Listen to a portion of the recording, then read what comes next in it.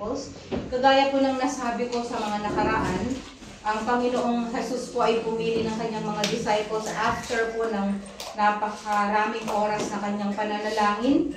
At kung titignan po natin, ang lahat po ng mga pinili niya ay sa standard po natin ay parang hindi po sila papasa, no? Pero nakikita rin po natin yung ating mga sarili doon po sa mga disciples na ating pong napag-aralan. So yun pong 12 disciples ay nahati po sa tatlong grupo na tiga-apat, kasi 12 po sila. Yung first group ay napag-aralan na po natin. Ito po yung pinaka-intimate na group ng Panginoon. At kagaya po ng nasabi ko, you cannot be intimate as a leader to everyone. Meron at meron ka pong inner circle na tinatawag na people that you trust more, mga tao na nais mo talagang i-train, mga tao na pwede mo silang pagkatiwalaan, although sa kanila rin pong mga weaknesses. At meron po tayong pangalawang grupo na pangalawa din na mas intimate sa Panginoon, at dadako po tayo ngayon sa ikatlong grupo, which is the least intimate. Kung titignan po natin itong group na ito, hindi ibig sabihin na walang time ang Panginoon sa kanila, kundi 12 po lahat yan, pare-pareho po niyang kasama. Pero itong third group na ito ay sila po yung pinaka-least intimate sa ating Panginoon. At makikita po natin ito sa verses 3 to 4. Sabi po dito, Philip and Bartholomew, Thomas and Matthew, the tax collector, tapos na po ito, no? So yung susunod po ay si James, the son of Alphaeus, and Thaddeus, Simon the Zealot, and Judas Iscariot, the one who betrayed him. So apat po dun sa ika-third group, pero ang tatalakayin lang po natin ngayon ay yung tatlo, si James, the son of Alphaeus, and Thaddeus, and Simon the Zealot. Bakit po tatlo lang? Kasi kung mapapansin po natin sa 12 disciples, kagaya ng lagi ko pong sinasabi, ang laging unang nababanggit sa listahan ay si Peter, at tinalakay po natin siya na separate. At ang pinakahuli ay si Judas Iscariot, at tatalakayin din po natin siya separately kung bakit po siya nandun sa dulo. So, pupuntahan po natin si James, the son of Alphaeus. Doon po sa listahan ng mga disciples, every time po na makikita natin ito, of course, makikita natin na lagi pong present si James, the son of Alphaeus. Pero, magkaiba po sila, kaya sinasabing James, the son of Alphaeus, magkaiba siya syempre dun sa James, the son of Zebedee. Kaya, madalas na maisulat na James, the son of Zebedee, is James the Greater. At si James, the son of Alphaeus, ay tinatawag na James the Less or James the Lesser. No? Yun pong dalawang yun. Pero, ang sumulat naman po ng Book of James, wag po tayo magpapalito, ay si James, the brother of Jesus Christ. No? Na isa po sa mga naging leaders ng church, pero hindi po siya yung disciple. No? Magkakaiba po sila. No? Dapat po maging malinaw po sa atin. So, James, the son of Alphaeus, was known as James the Less to distinguish himself, no, from the other James. At bakit the less? Dalawang bagay. Maaaring siya po ay mas bata kaysa kay James, the son of Zebedee, or maaaring siya po ay mas maliit kaysa po kay James, the son of Zebedee. Yun po ang reason bakit tinawag siyang James the Less. Wala po tayong makita dito po sa Gospels na sinabi niya, ginawa niya, kinoment niya. Ang makikita lang po natin, siya ay kasama palagi ng Panginoon dahil isa siya sa 12 disciples. No? So, he likely came from a modest background. Alam po natin, yung mga disciples po ng Panginoon, either sila po ay fishermen, makita rin po natin si Matthew, who is also a son of Alphaeus. So, some say and some think na maaari lang, we are not sure, na baka magkapatid sila sila ni Matthew, the tax collector. Pero, hindi po yun proven. Maaari lang, no? So, yun pong inclusion niya sa 12, nagpapakita rin po ng kanyang katapatan, ng kanyang pong pagsunod sa Panginoong Hesukristo. So, ano po yung lessons lang na makikita natin sa kanyang buhay? Una, yung faithfulness. Makita natin yung kanyang faithfulness kasi palagi po siyang nandyan, no? Kasama po ng Panginoon mula sa simula hanggang sa huli. Kasi pagdating po sa Acts chapter 1 verse 13, doon sa last list ng mga disciples, makikita po natin andyan pa din siya.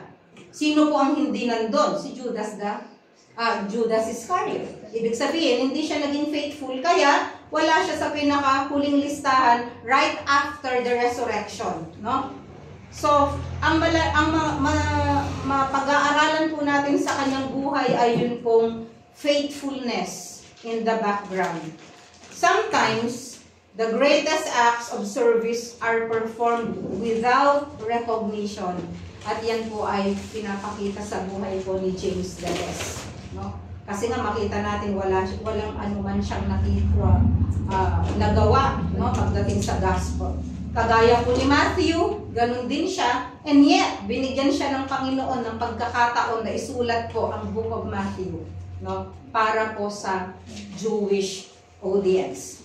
And James' life teaches us that serving God doesn't require fame or recognition. God values lessons from those who humbly and quietly do His work. So yun po. Maaaring hindi tayo nare-recognize ng tao, pero dapat that will not stop us from serving the Lord na, ay, hindi man lang ako sinabihan ni pastor na ang ganda ng ginawa ko, or ang ganda ng inayos ko, no? Maaaring hindi ka na-recognize ng kahit na sino, but God knows. And the greatest recognition is that yung recognition na nanggagaling po sa Panginoon, that one day, sasabihin niya sa'yo na, well done, good, and faithful servant. Yun pong pinakamahalaga eh. Kaya nga kung minsan yung recognition na nakukuha po natin dito sa lupa, no? Temporary yun eh. After a year, makakalimutan na yun. After a few years, yung bagay na ginawa mo sa isang tao, makakalimutan na yun eh. And you are just so blessed kung isang araw, meron pa rin mga babalik sa'yo at sasabihin, uy, salamat ha, kasi naging influence ka sa buhay ko. Or salamat ha, kasi naging part ka sa solution ng problema ko 10 years ago, 5 years ago, no? Yun po ay madalang. Subalit ang recognition po na nanggagaling sa Panginoon because we did something out of our pure heart, yun po ay hindi po mawawala kahit kailan. Alam po natin yun. Dun sa binasa po kanina, Colossians chapter 3 verse 23 to 24, na when we serve the Lord, we know, no, we have to serve as we are working for the Lord, not for men, because we know that there is a great reward in serving the Lord. Pangalawa, His quiet role as a disciple, no? His unwavering commitment to Jesus, and makita po natin nga na sumunod siya hanggang sa pinakahuli, kahit na kung si Thomas po absent siya nung namatay na si Jesus Christ, makita natin na nandun pa rin siya po sa fellowship kahit nung namatay na po ang Panginoon. Diba? So makikita mo siya, wala siyang sinabi, wala siyang pero yung the mere fact that he was there with the disciples, with the exception of Judas, of course, and with the exception of Thomas during that time na na-depress, no? So makita natin, he was still there, he was still present. Pangatlo, the lesson of humility. His life teaches us that God calls people from all walks of life, and not everyone is meant to stand in the spotlight, no, in a world that often equates visibility with value. Yung value is not equal doon sa visibility na lagi kang nakikita, lagi kang nakikita, lagi kang nakikita.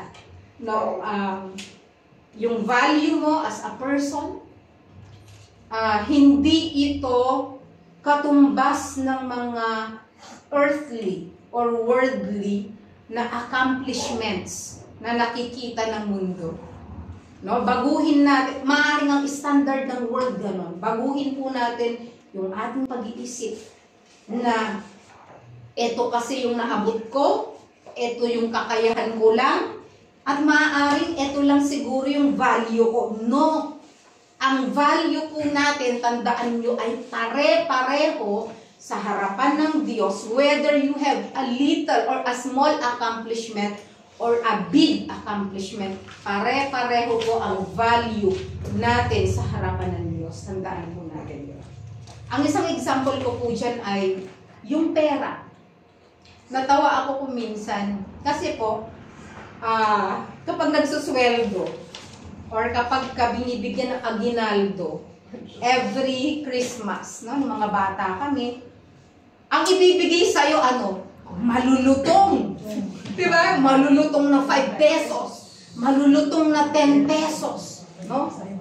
At ngayon, pag ibinigyan ka ng lukot-lukot na 5 or lukot-lukot na 10 euro, 10 pesos, ano ang mararamdaman mo? Ayoko yun. Gusto ko yung malutong na 10. Pero, just to think of it, pag pumunta ka sa tindahan, it's the same value. No? Tayo lang nga, lukot-lukot tayo na pinulot ng Diyos. Pero mataas ang value natin sa kanyang harapan. He died for us. Tandaan po natin, huwag niyong hahayaan na merong tao na magsasabi sa inyo na ganyan lang kayo. No. That is not true. That's the lie of the devil. You are precious. You are valuable in His sight. Ano man yung ginawa mo in the past, God forgave you, God died for you, God loves you. And you have always to think of yourself na I'm special, I'm blessed, I'm valuable in the sight of God. So, yun po yung makikita natin kay James, the son of Alphaeus. No, nakita niya na, kahit na hindi ako tinawag, wala ako sa inner circle. Diba? Peter, James, and John, laging nasa inner circle. Sometimes, nandun si Andrew. Pero talagang hindi siya makalusot sa inner circle. Kasi yun ang plano eh. No, we cannot never change the plan of God kasi meron siyang purpose lagi sa mga ginagawa niya. Sometimes, nag-iisip tayo or sometimes sinasabi natin, Lord, bakit ganito? No, wala tayong karapatang mag-question. Yung sabi nga yung path, wala siyang karapatan na mag-question sa pattern kung anong disenyo. Kung gaano kalaki, gaano kaliit yung design na gusto niyang gawin sa path, you don't have to ask the Lord. Kagaya ni Peter, Lord, paano siya? No, wala ang karapatan. Lord, anong mangyayari kay John? Si John yun. I have a plan for John. I have a plan for you. No, ganon. So, ganon po ang ng Panginoon. At ang pang-apat, kagaya ng sinabi ko, that James continued his dedication for Christ's mission. Bakit? Nandun po siya dun sa Acts chapter 1 verse 8. Ano dun sa Acts chapter 1 verse 8? No? And you will receive, sabi ng Panginoon, do not leave Jerusalem. No? Huwag muna kayong aalis sa Jerusalem. Bakit? Meron akong ipinangako sa inyo na naging tapat na mga alagad ko. Sinabi niya po ito sa 11, kasama po dito si James, the son of Alphaeus. Sabi niya, but you will receive power when the Holy Spirit comes upon you, and you will be my witnesses both in Jerusalem, in Judea, and in Samaria, and to the uttermost parts of the world. Yun po ay isang pangako na natanggap din po ni James, the son of Alphaeus. Kasama po siya doon because he was so faithful. So, maaaring hindi naging maganda yung kanyang ending dito sa lupa dahil kagaya po, just like the rest of the apostles, of course, he died as a martyr. Pero, pag pikit ng kanyang mata dito sa lupa, pagdilot naman ng kanyang mata sa langit, no? At nakapangako na isa po siya sa uupo dun sa thrones, no? To judge the tribe of Israel, no? And imagine, no? And tandaan rin po natin that every role matters in God's plan. James' inclusion among the 12 reminds us that all roles in God's plan, whether big or small, are significant. Ano po yung kinamatay niya? He was beheaded in Palestine. So, legacy po niya, encouragement for modern believers, yung faithful obedience, and the value of unnoticed work in God's eyes. Pupunta po tayo sa pangalawa, si Thaddeus. Actually, sa King James Version, ang tawag po sa kanya ay Lebbeus, hindi Thaddeus. So, meron po siyang 3 pangalan. Sa King James Version, kung bubuksan po ninyo ito every time, makikita po na ang tawag sa kanya ay Lebbeus. Lebbeus. Lebbeus was one of the 12 apostles of Jesus, also known as Jude or Judas. Judas Thaddeus. Judas or Thaddeus. Pero, mas madalas po natin gamitin sa pangalan na Judas Thaddeus. Jude Thaddeus. To distinguish him, of course, from Judas Iscariot. So, the name Lebbeus is believed to be a Semitic name meaning heart child or courageous. He is mentioned in lists of the apostles in the Synoptic Gospels and Acts, though some modern versions use Thaddeus or Judas the son of James. Okay, ang apelyido niya, son of James, instead of the name Lebbeus.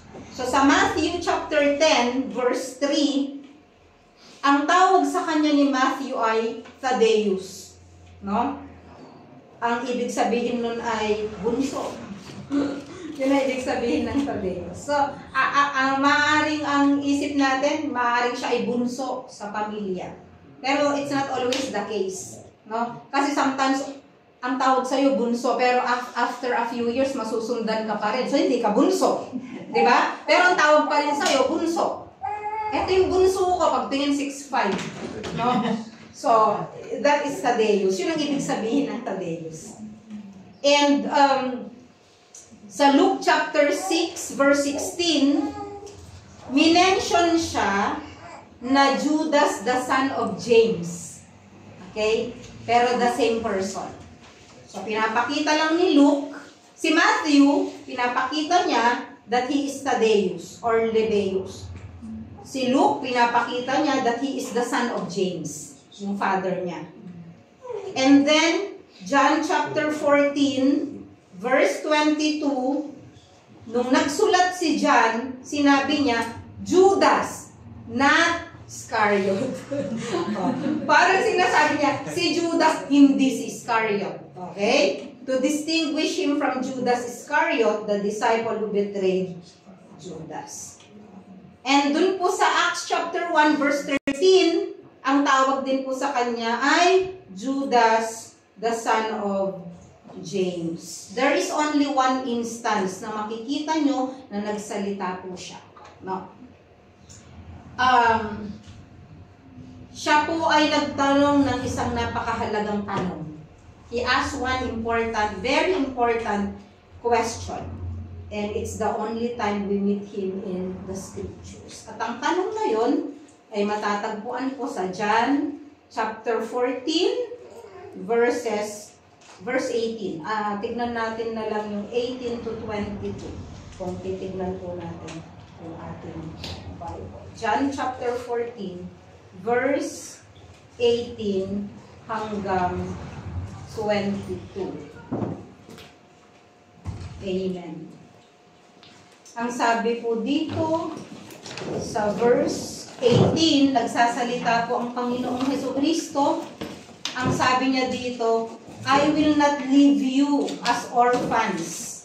Kasi nagpapaalam si Jesus Christ sa mga disciples, pero at the same time, kino-comfort po niya dahil hindi madali.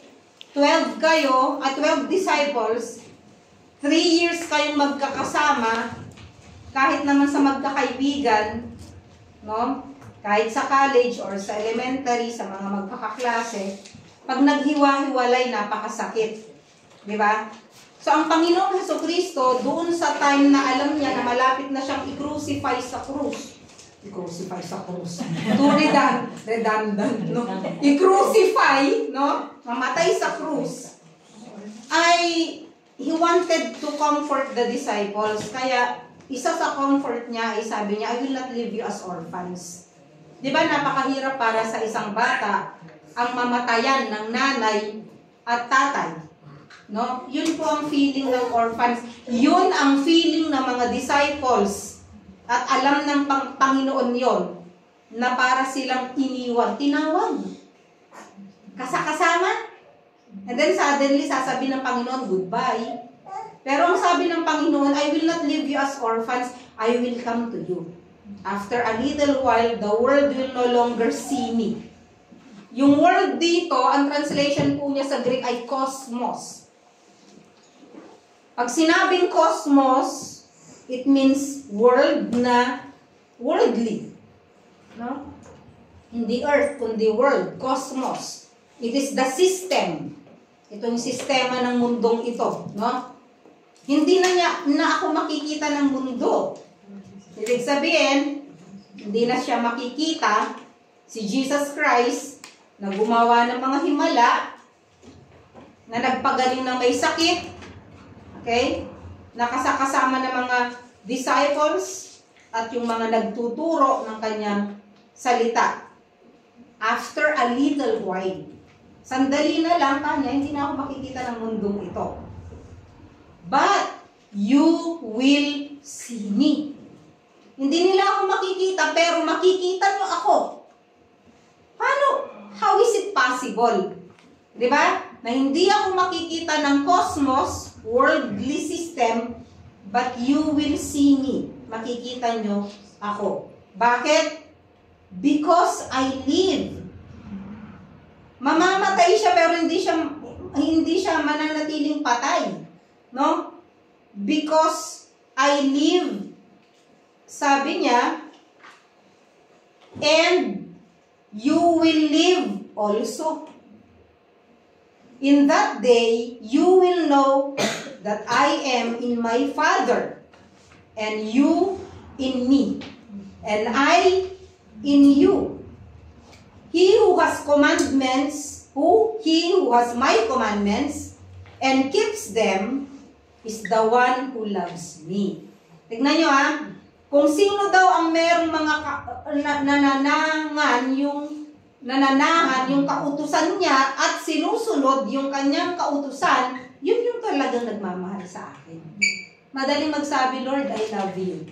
Pero ang tanong, sinusunod mo ba yung utos ko? Yun ang sinasabi ng Panginoon dito. And I will love Him, and I will disclose myself to Him. Ang sabi niya, kung sino yung sumusunod sa utos ko, sabi niya, yun yung nagmamahal sa akin at mamahalin ko rin siya at ipapakita ko ang aking sarili sa kanya. Ibig sabihin, magpapakita ako sa kanya. Makikita niya ako. Siguro, hindi po ito maintindihan ni Judas. No? Kaya dito sa verse 22, Judas, not Iscariot, hindi si Iscariote, kundi si Thaddeus po ito, said to him. Siguro hindi niya mapigilan, kaya nagtanong siya. No? Ang sabi niya, Lord, what then has happened that you are going to disclose yourself to us and not to the world? Alam mo kung bakit? Ang isip po ni Judas Thaddeus, kagaya po ng ibang mga disciples, ay siya po ay magrurule na kagaya ng isang political leader. Kasi po hanggang ngayon, ang mga Jew, hinihintay pa rin po nila ang Messiah. Hindi nila alam, dumating na ang Messiah. No? Dumating na po ang Messiah, pero nakafocus po ang mga Jew sa isang political Messiah na magpapalaya sa kanila sa pang-aalipin ng iba-ibang lahi. Kung mapapansin po ninyo, dahil po sa disobedience ng Israel, yun ang reason kung bakit lagi na lang silang sinasakop. Diba? Sinasakop sila ng iba't ibang bansa, pinapahirapan sila ng iba't ibang bansa. At dahil po dito, nagpipray sila na sana dumating na ang Mesaya. Bakit? Ang Mesaya ang magliligtas sa kanila mula sa pagkaapi. So hanggang ngayon, kung papansinin po ninyo, inaaway ang Israel. Look at Israel. Hanggang ngayon, pinalilibutan, pinagtutulungan ng iba't ibang bansa. Hindi yun, no amount of prayer will change that. Nakasulat na yan hanggang sa dulo. But we can always pray for the peace for Israel. Palagi po natin dapat ibang prayer. Pero, because nandun po sa prophecy, kaya po laging ganyan. And, dahil nga po, ang pag-iisip ng mga disciples, kagaya din po ng mga pag-iisip ng mga Jew hanggang ngayon, naghihintay pa rin sila sa isang political leader, yung magiging president nila or magiging tagapagligtas nila. No? At hindi nila alam, dumating na. Tayo, hinihintay na natin yung second coming. They are still waiting for the first coming. At sa isip po ni Judas Thaddeus, ang sabi niya, Lord, paano mo ipapakita yung sarili kung ikaw yung Mesaya, kung ikaw yung magiging leader ng lahat? Di ba, pag leader ka nga, pag presidente ka, makikita ka ng buong mundo. Bakit kami lang ang makakakita sa'yo? Okay? Yun po yung ibig sabihin ng tanong ni Judas Thaddeus. No? And then Jesus answered and said to him, if anyone loves me, he will keep my word. Inulit niya. He will keep my word, and my Father will love him, and we will come to him. We. Nakita niyo po? Capital letter W, referring to the Father and to him, to himself. And we will come to him and make our abode in him. No?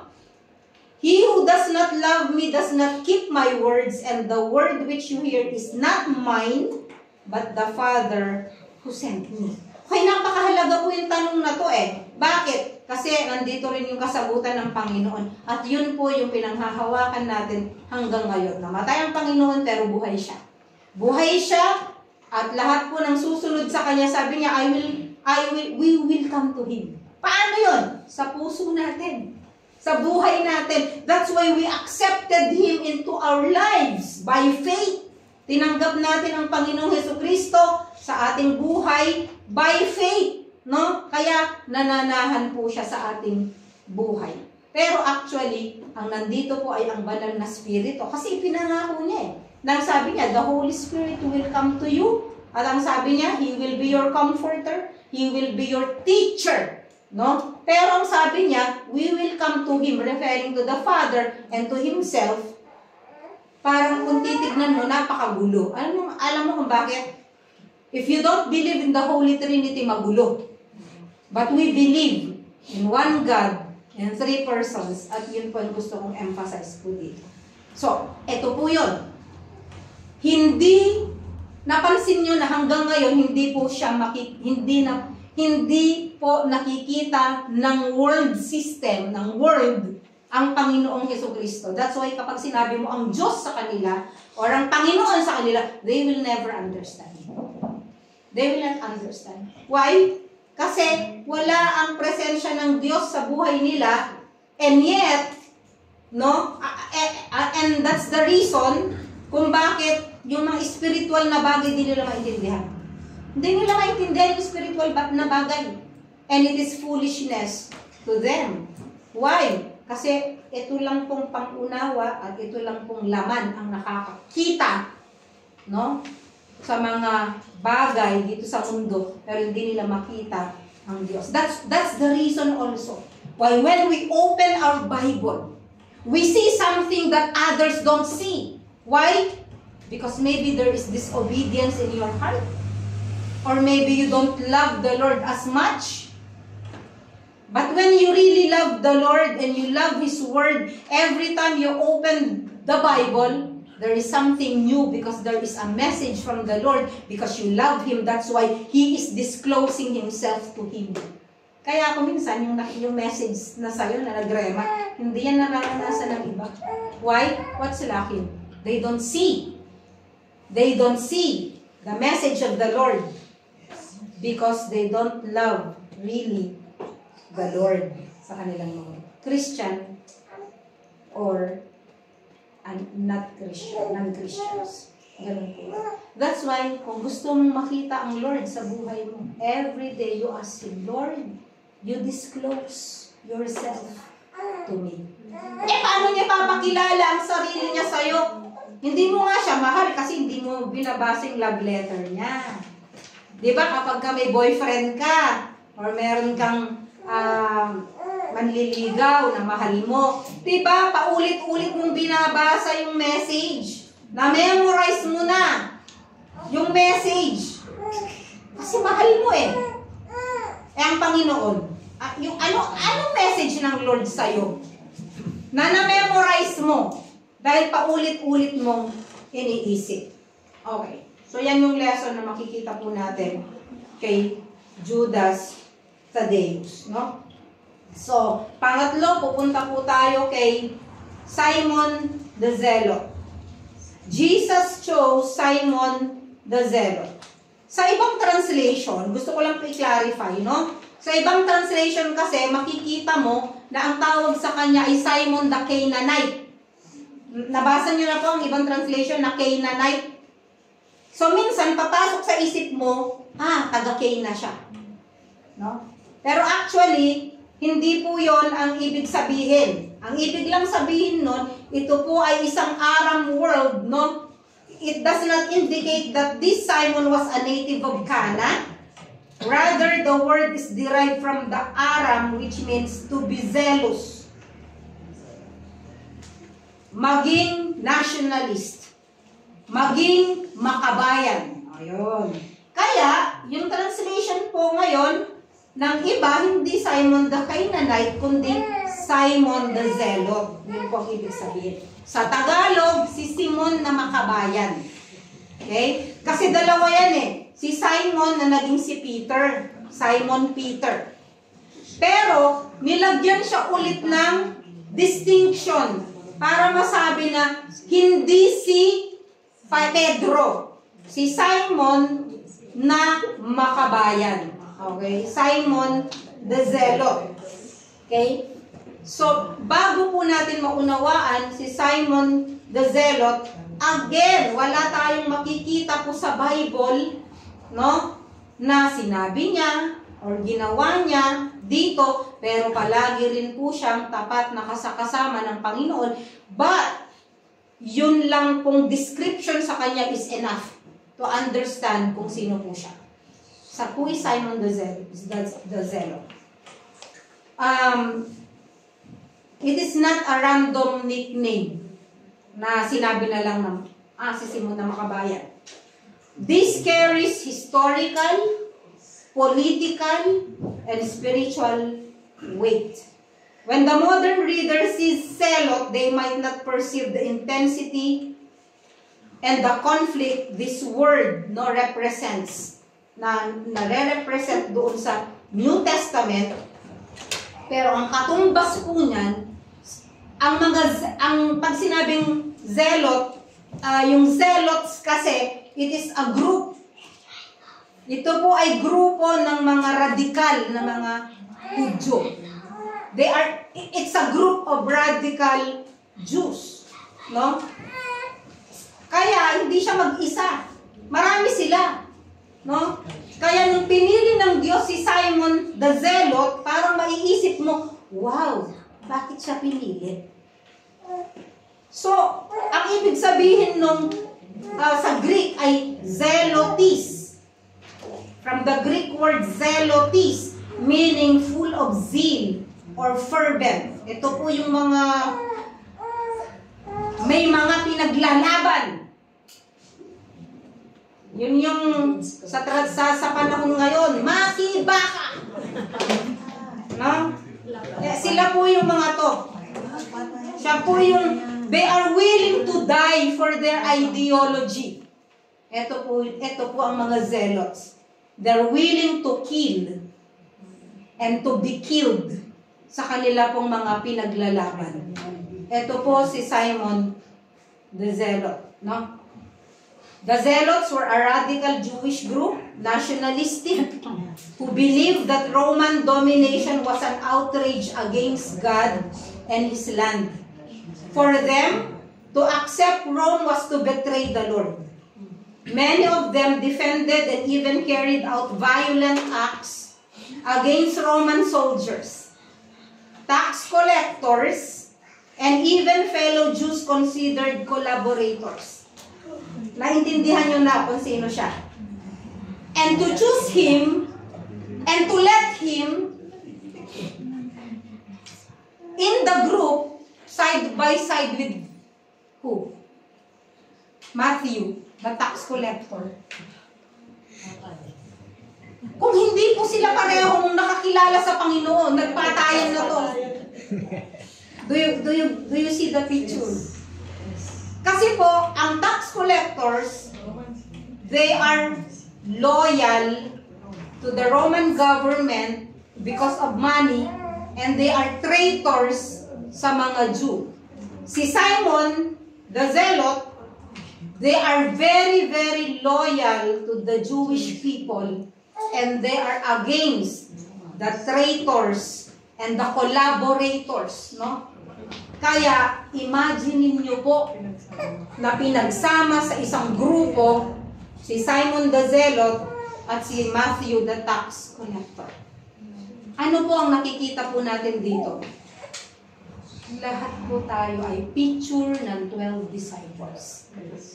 Huwag lang po sa ika-12. Pero tayo po ay picture, magkakaiba. Di ba? Magkakaibang level, magkakaibang trabaho, magkakaiba yung pag-iisip, magkakaiba yung ideology. And yet, the Lord brought us all together. Marami tayong mga differences. No? What happens when a former extremist enters the group of the apostles? What happens when the sword, sabi nga, meets grace? Diba? Siguro si Simon, ito yung before walang grace sa heart niya. And yet the Lord was so gracious. He forgave us. He forgave the apostles, no? From all their sins. So, ito yung makikita natin. Alam nyo ba paano namatay si Simon the Zealot? Ang symbol niya kasi ay patalim. Because he was willing to die, di ba? And to be killed for his ideology. Pero ngayon, ang naging symbol niya, kung i-research nyo, ay isang lagari. Why? He was sawn into half. Because of his faith. Imagine, he was really willing to die. Nung nakakilala siya sa... Hindi pa nga siya nakakilala sa Panginoon, handa na siyang mamatay para ipaglaban ang kanyang pinapaniwalaan. Ganun siya, ka-faithful, ka-loyal. Pero noon pong nakakilala siya sa Panginoon, the more that he was willing to die for the Lord Jesus Christ. What kind of people God used? Unknown, unpopular, but humble people like James the Less. And short-sighted, literal thinker, but humble people like Jude Thaddeus, and a loyal, fervent, fiery disciple like Simon the Zealot. And He can use you and me in our strengths and in our weaknesses. Shall we pray? Heavenly Father, we thank you.